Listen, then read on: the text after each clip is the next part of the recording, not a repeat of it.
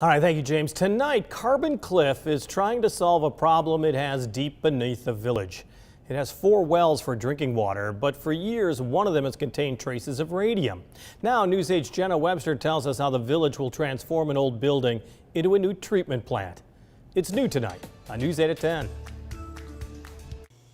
Yeah, wells 1 and 2 are in here. Well 1 runs 500 feet deep and for years has been causing a bit of a problem for the drinking water in Carbon Cliff. One of them has intermittently spiked radium off and on. Usually it's below what the EPA deems safe for drinking, but when it spikes, Basically, we just open up the valves for the various wells, mix everything together, and that would in effect lower that level below the EPA standard. but that process isn't cutting it anymore. Village President Bill Hintz says they want to instead remove the radium entirely. We looked at it in terms of sinking a new well.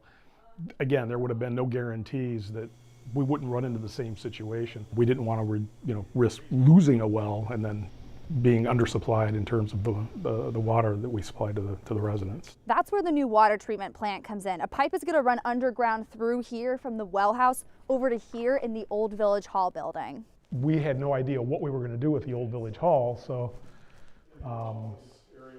because we didn't know what we were going to do with the old Village Hall, this idea came up and we're like, hey, make it a treatment plant. The treatment plant will use a reverse osmosis system to eliminate any traces of radium. It won't necessarily be an easier solution, but Hintz says it's a safer and more permanent one.